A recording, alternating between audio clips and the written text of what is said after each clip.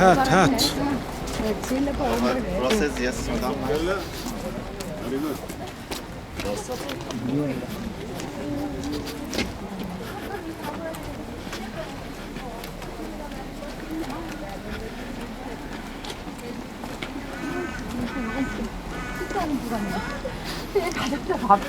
안 준비해야 돼. 일회용 접시. 아, 일회용 접시래도.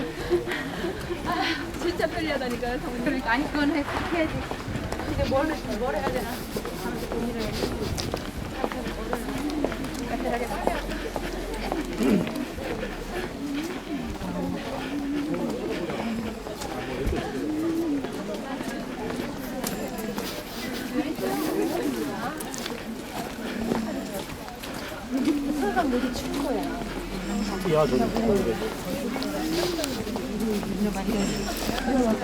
아, 서울 가서 사모님 이제 바라겠다, 동시에. 아, 그런 빛을 발해야 돼. 이거 다 쳐가지고 있는 사모님 안 쳐가지고. 아니야, 얇은 거 줬잖아. 아니, 사모님, 이거 파카도 먹어야 돼. 그렇게 있었어요. 오늘 양면 약잖아, 이렇게. 안정돼.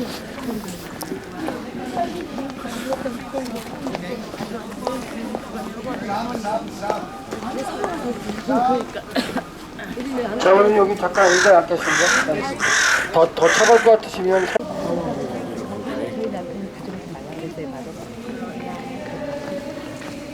다 오셨나요?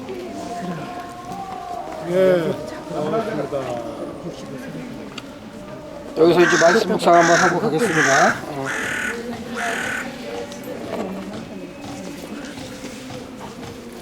우리 이제 한국 사람이요? 예, 한국 사람이에요? 예. 어디서?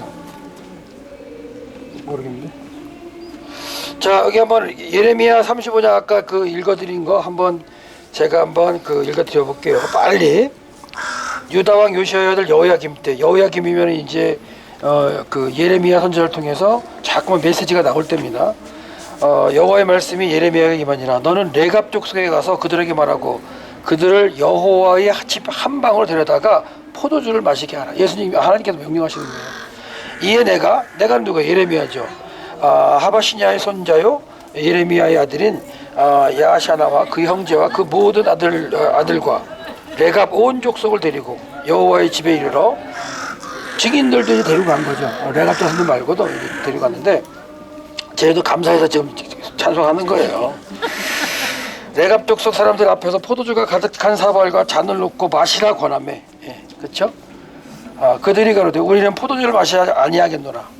왜 안 마시냐면 레갑의 아들 우리 선조 요나답이 우리에게 명령하여 이르기를 너희와 너희 자손은 영원히 포도주를 마시지 말며 집도 짓지 말며 파종도 하지 말며 포도원에서 재배 농사도 짓지 말고 집도 짓지 말고 그리고 재비로 너희 평생에 장막에 거처하라. 그러니까 그냥 목축 생활하고 나그네 생활하라는 얘기죠.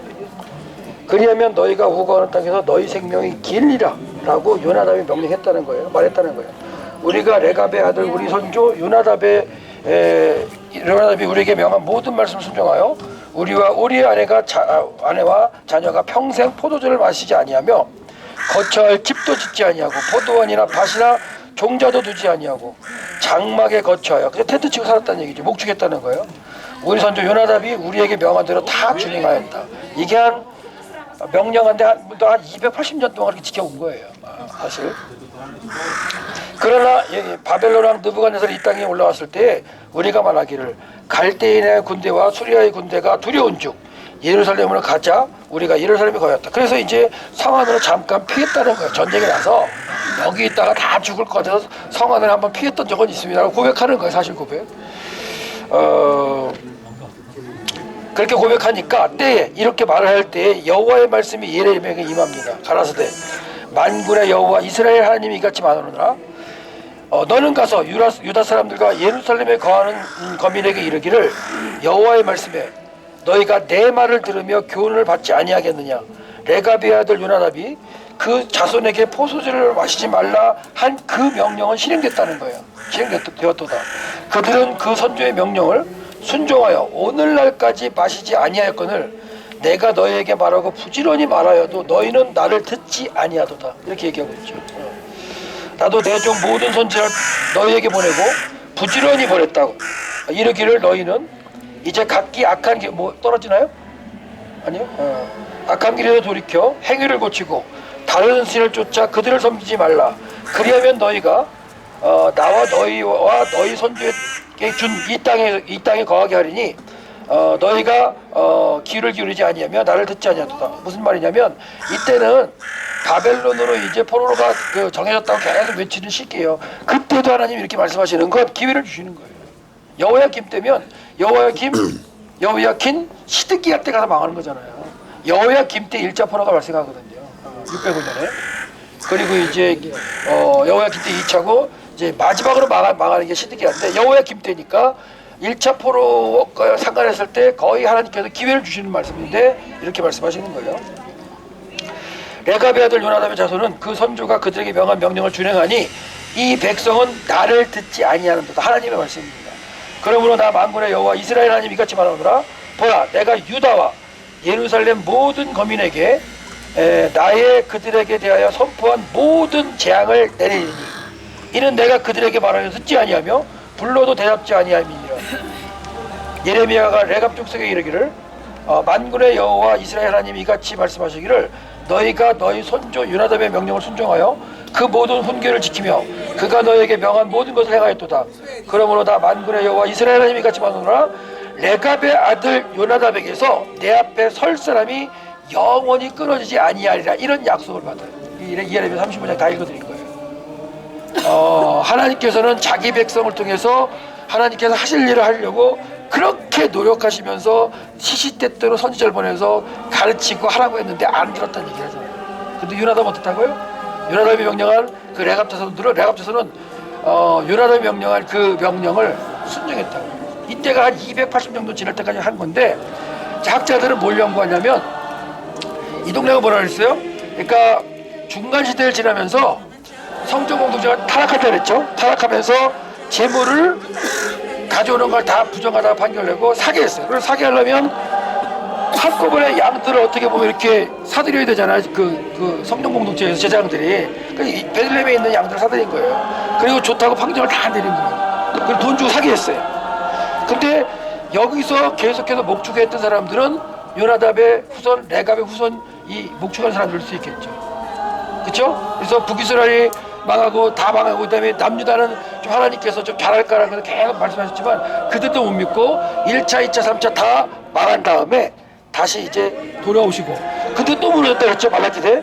그 이후에 이제 그 성전공동체가 타락했을 때 그때 레갑 자손들 어떻게 했을까? 여기서 계속 목축하면서 근데 어느 날 보니까 제사장들이 와서 자기네 양들 다 사가네. 그래서 계속 양을 잘 키웠겠죠. 그리고 생각해보면 얘기를 들어보니까 이 양을 사다가 제물로 드린다는 거예요. 그럼 레갑 자손은 더 열심히 키울 수도 있겠죠. 왜? 자기네들이 키우는 양이 성전의 제물로 드려지니까. 근데 그랬던 목축하던 레갑의 후손들이 학자들 연구에 의하면 목자들의 들판에서 경연을 하다가 하나님의 구속사의 역사대로 태어나신 여자의 후손이 태어나신 소식을 제일 먼저 들었다고 얘기를 하는 거예요. 그럴 가능성이 있다라고 얘기하는 거예요. 성경에는 그렇다고 안 나오죠. 안 나오는데 과연 여기서 소식을 들었다. 목자들이 과연 누굴까? 네.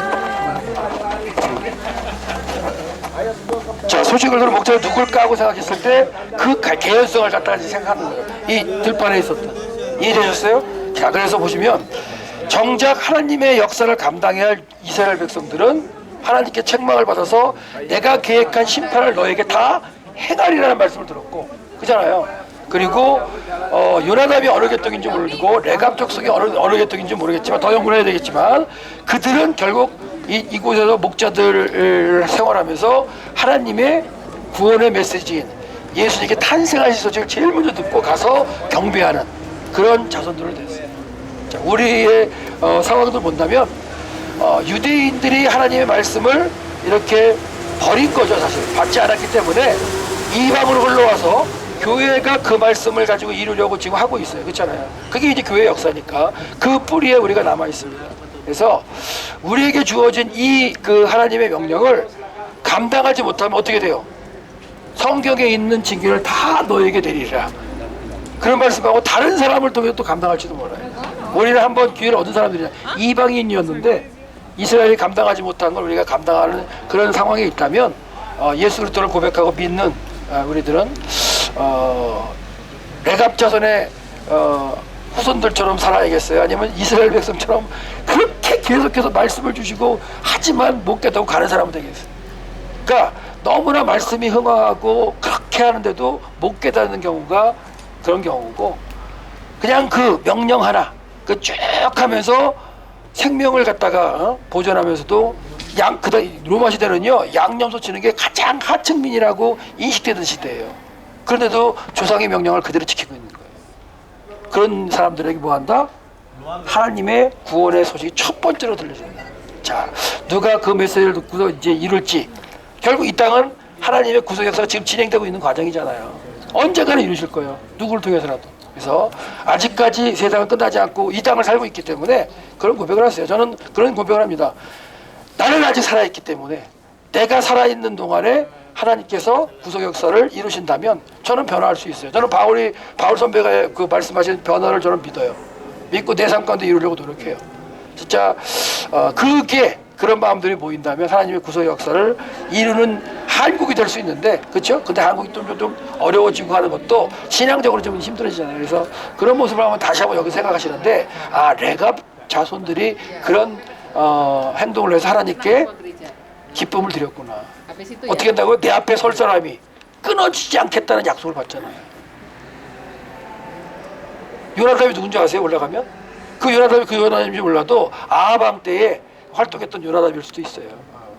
그러니까 그걸 연구해봐야 되겠죠. 자, 그래서 한번 모여주셔서 잠깐 기도하고, 오늘 첫날이고 또 국경 넘어가는 한국 가시는 날이라서 잠깐 모여 기도하신 다음에 우리 가장 멀리 계신 목사님 한번 기도해 주시겠습니다.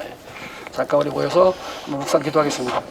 사랑하는 하나님 감사합니다. 목자들을 받고 왔습니다. 이곳에서 레갑자손을 한번 생각해봤습니다. 묵상하면서 우리에게 주어진 하나님의 말씀, 우리가 어떻게 깨닫고 보존하고 전하고 있는지를 고민하게 하시고, 진짜 우리가 깨달았다면 그 말씀을 내 삶 가운데 이루고 내게 맡겨주신 양모들에게 전파해서 그 내 삶 가운데 이뤄낼 수 있는 목회자들에게 힘주시고 능력주시고 이끌어 주시옵소서. 우리에게 맡겨진 무엇인가 사명이 있습니다. 그 사명이 진짜 이루어지기까지 하나님께서 맡겨주신 그 달란트를 잊지 않고 끝까지 순종하며 나갈 수 있는 우리 목회자와 사모님 되게 하시고 기업이 되게 하시고, 우리에게 주신 그런 것들이 모여서 믿음으로 인천에 드리시고 나머지 은하답이 없어 내가 여러분들의 그 말씀하셨던 영원히 내 앞에 설 자가 쓰러지지 않겠다는 그 소망이 내 삶의 모습이 되게 하시고 주여 아버지 믿습니다. 하나님이 세상을 이처럼 사랑하사 독생자를 주셨으니 이는 저를 믿는 자마다 멸망치 않고 영생을 얻게 하려 하심이라. 거룩하신 하나님 감사합니다. 하루하루를 주님과 동행하며 주님의 뜻에 따르며 또 하나님의 뜻을 깨달을 수 있는 지혜를 주심을 감사를 드립니다. 한 걸음 한 걸음 걸어왔던 지난 시간들의 우리들의 발걸음을 잊지 않게 하여 주옵시고, 하나님의 뜻을 저희가 말씀 안에서 순종할 수 있는 믿음의 사람들, 믿음의 백성들, 믿음의 종들이 되어지도록 주님 은혜를 베풀어 주시기를 원합니다. 지혜로 남을 것이 아니라 마음에 간직하여서 하나님의 뜻을 이 시대의 시대적 사명을 감당할 수 있는 저희들이 되어지기를 원합니다. 하나님께서 붙드시고 날마다 인도하여 주시옵소서. 특별히 시대적 사명을 받은 저희들에게 하나님의 뜻을 잘 깨달아서 하나님의 양무리들에게 인도하는 데에 조금도 부족함이 없도록 주님 역사하여 주옵소서. 남은 모든 일정 시간도 주님께 영광을 돌리며 예수님 이름으로 기도하옵나이다. 아멘. 아까 그 본문이 그 요나답이 그 예언인다부터 280여 년 정도 흐른 때라 했잖아요. 그때로부터 예수님까지 오실 때까지는 또 600여 년이에요, 사실. 그렇다면 거의 한 850년 정도가 그 선조가 얘기했던 명령을 계속 이 땅에 수행하면서 있었고, 그러고 나서 이제 메시지를 들었는데, 학자들이 얘기한 대로 레갑의 후손들이 만약에 내용을 들은 목자들이라면 거의 한 800년을 지켜오면서 이제 그 신앙을 지켜서 그걸 기쁨에 가서 경배드렸던 그 장소. 그래서 이따가도 동물 들어가겠지만 여기 들어서 우리 촬영 한번 하겠습니다. 단체 사진 한번 찍고 여기 잠깐 쓰세요. 좀 지금 이렇게 어떻게 찍? 자, 우리는 뭘 부를까요? 똑같이 부를까요? 기쁘다고 좀 하실까? 기쁘다고 좀. 네, 기쁘다고 좀 오셨네. 자, 잡으시고.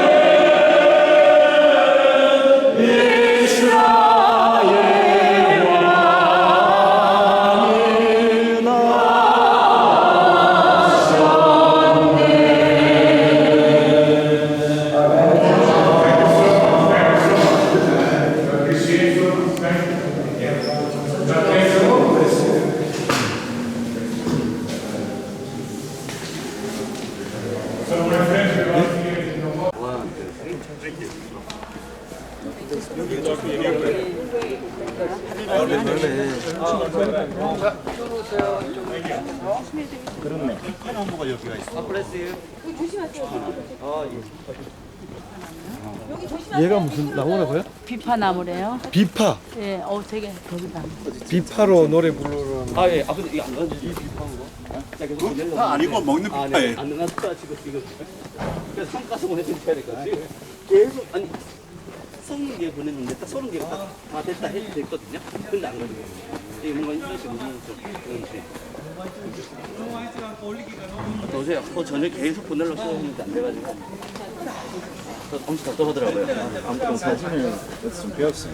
아 그냥 많이 찍다 보니까 양이면은 프레임이 있으면 좋거든요.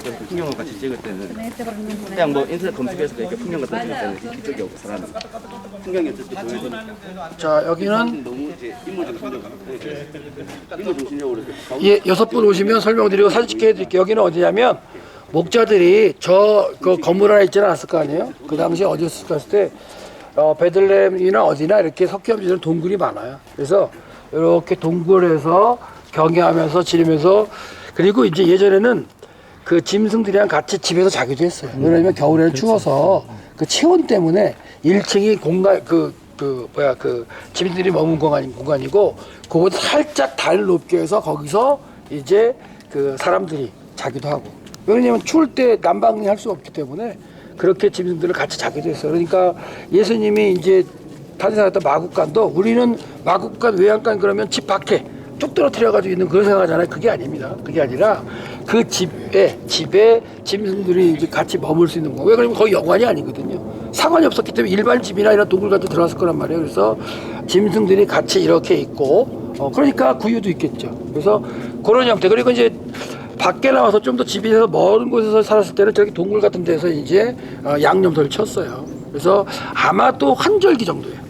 그리고 여러분이 요르단에서 많이 보셨을 텐데 우리도 많이 봤네요. 여기 유대 광야에서 따뜻할 때에는 광야에 나가가지고 그냥 아무 동굴에 가서 지냈죠. 사실 그때도 동굴에서 지내요. 그러니까 목자들이 밖에서 지낼 때에 경경할 때에 했다는 거는 한겨울이는 아니었다는 거 이해되시죠? 그래서 들어가서 한번 사진 찍고 나오시겠어요. 여기 들어가서